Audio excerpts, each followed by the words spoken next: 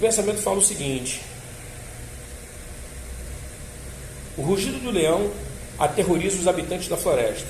Para a leoa é declaração de amor.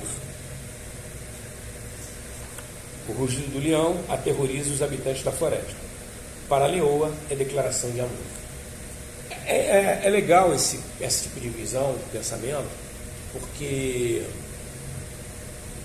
a gente tem que ter um certo cuidado e principalmente respeito pelas pessoas, porque as pessoas têm pontos de vista diferentes, né? Tem formações diferentes, cultura diferente. Então, esse respeito, ele é fundamental numa vida de sociedade. Os yamas, né, o código de ética do yoga, eles falam muito sobre vida social, né? Então, você falar sempre a verdade, você não roubar, você não matar, você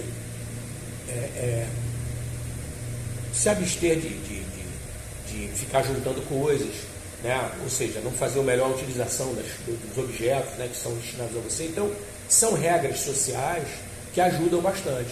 E aí é interessante o pensamento, porque a mesma atitude, o mesmo discurso, para um tem um significado, para outro tem um significado completamente diferente, né? Então, é uma coisa que ajuda a gente a refletir sobre a nossa própria vida e até sobre a nossa conduta, né, social, né?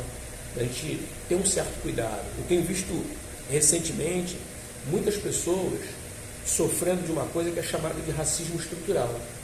São expressões racistas, né, de depreciação à etnia do outro, que são usadas com certa banalidade, tudo. Aí, recentemente, algumas pessoas me perguntaram sobre isso, né? Ah, pô, Alexandre, o que você acha? Cara, o que eu vejo é o seguinte, né? A sociedade brasileira, em função da lei de racismo, se tornar uma lei inafiançável, uma lei mais dura, ela está passando pelo processo de transição. Ontem mesmo presenciei um vereador fazendo um comentário racista e depois ele pediu desculpas e ficou pedindo desculpa quase meia hora, tá? Pedindo desculpa. Entendeu? E talvez ele vai enfrentar um conselho de ética para avaliar a situação dele em função da fala dele. Isso pode dar um problema sério para ele. Então, é aquele caso, né? Muitas vezes as pessoas só se movimentam, só tomam atitude quando a coisa é severa.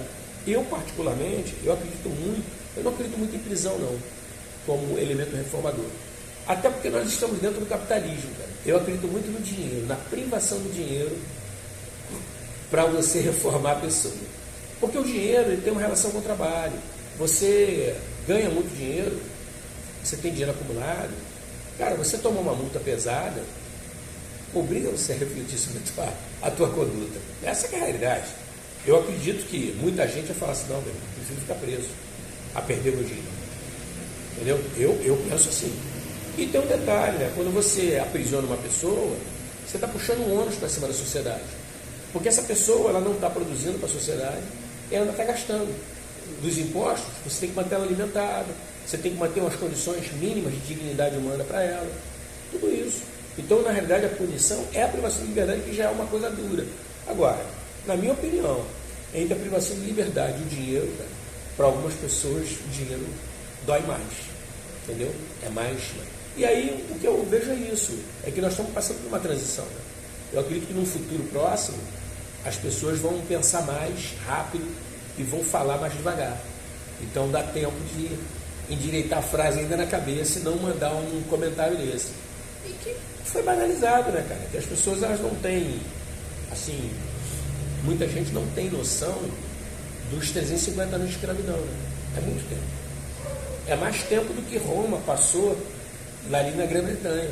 É mais tempo do que os mouros ficaram na Península Ibérica. É muito tempo, cara. Por isso que muita gente não sabe disso. Quando você ia fazer um batizado de um filho, você ia fazer algum tipo de evento, né, que precisava da presença da igreja, muitas vezes você negociava escravos. Você pagava com escravos. Ou seja, esses seres humanos, eles eram moeda de troca dentro da sociedade brasileira. Não era uma coisa imoral e decente, não, normal. Você me paga aí, eu venho aqui, faço uma missa por você por 15 escravos. Nesse nível. Então a igreja tinha escravo, sabe? Para ver o que é o racismo estrutural. Então, essa questão da raça fica muito forte, não é que não houvesse antes, fica muito forte por conta da abolição da escravidão. Acabar com a escravidão foi um problemão. Entendeu? Por quê? Porque mexeu no bolso do pessoal. Mudou, eu tenho que me adaptar agora a uma situação nova. Eu não tenho mais escravo. Então agora eu vou ter que pensar em salário, sabe? Então esse baque fez com que muitas pessoas falassem, não, meu irmão, eu ainda tenho que manter. Porque muita gente tem aquela ideia do seguinte também, né? Isso é outra ideia errada. Ah, bom, olha, acabou a escravidão no Brasil, foi assinada a lei. Não foi assim. Entendeu? Principalmente as elites brasileiras, né? Quem tinha donos de escravos, esse pessoal nunca gostou de cumprir a lei. Então, a escravidão, a compra de escravos, trazida de escravos para o Brasil, continua acontecendo durante muitos anos ainda, escondido, mas continua acontecendo. Entendeu? Até porque, sendo um território grande e não existindo no governo, né? Porque o governo também é formado por gente da elite, não existindo no governo uma postura mais firme em relação a esses grupos, cara, é muito difícil você, com um contingente limitado de gente, você poder impedir um comércio de seres humanos, como aconteceu, sabe? Porque você pode encostar em qualquer portozinho, em qualquer lugar você pode parar dessas pessoas e segue. Ainda tem as barbaridades que eram feitas no Oceano Atlântico, de você ser surpreendido às vezes por um barco inglês que não permitia mais, por conta de tratados, não permitia mais a escravidão, e você jogar a carga fora todinha para não perder o barco. Porque se você perdesse, você ia ser preso, ia para uma corte, ia dar um rolo danado. Então joga essas pessoas no mar, cara. O troço tão bizarro, que hoje existem estudos sobre rotas migratórias de tubarões que seguiam esses barcos. Por quê? Porque sabia sempre que tinha oferta de carne humana, sabe? Então, quer dizer, o animal já sacou, cara, toda vez por aqui tem comida por aqui, nesse caminho. Então, eles mudaram, os tubarões mudaram a rota. Agora, as pessoas falam assim, poxa, mas um barco? Não foi um barco. A conversa que você tem hoje no Brasil é em torno de 7 milhões de pessoas. É um número bizarro, cara. Número bizarro. 7 milhões de pessoas ao longo de um período de 350 anos. Entendeu? É muita gente. E fora a própria questão do racismo estrutural, de você ter a destruição da família, né? Que é o núcleo central. Basta você olhar para a sua família. Como a sua família é uma referência para você. Seja bem ou seja mal, mas é uma referência para você. E o que se fazia é o seguinte, o pai vai para um ponto do país, a mãe vai para o outro, o filho vai para o outro, caso houvesse família. Então você não tem uma referência nem parental e nem de língua, porque também tem isso. O pessoal pensa que existe um idioma africanês, todo mundo fala africano. Não, cara. Cada lugar daquele ali tem uma língua própria. Então você às vezes fica perto de uma pessoa que mora a quilômetros de distância da tua casa, na fronteira entre dois países, e vocês falam língua completamente diferente. E aí qual é a língua que tem? Português, que é a língua do escravizador, que é a língua que você pode exercer controle sobre as outras pessoas. Então até por isso também foi muito difícil os levantes, né? A organização dos escravizados, entendeu? Para tentar mudar essa situação, todo esse processo. Isso é outra coisa que as elites também procuram esconder, né?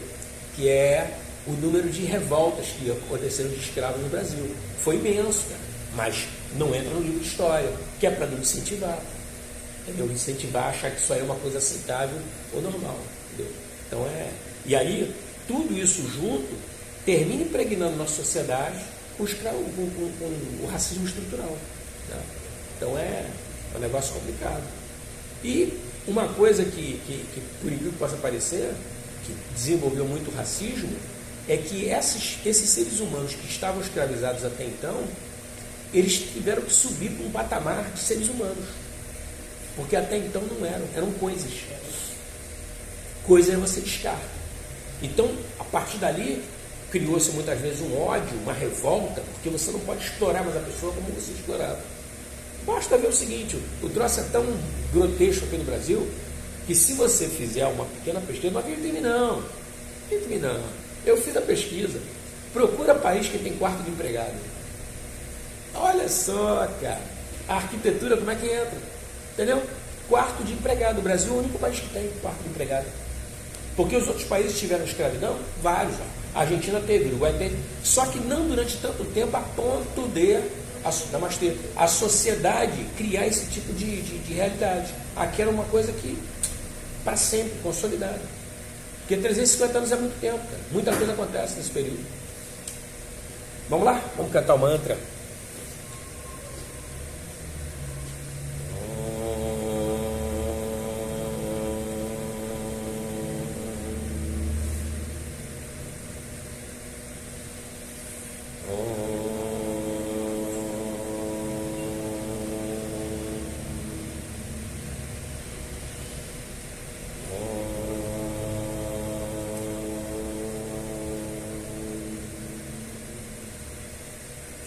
Yogena Chitasya Padena Vacham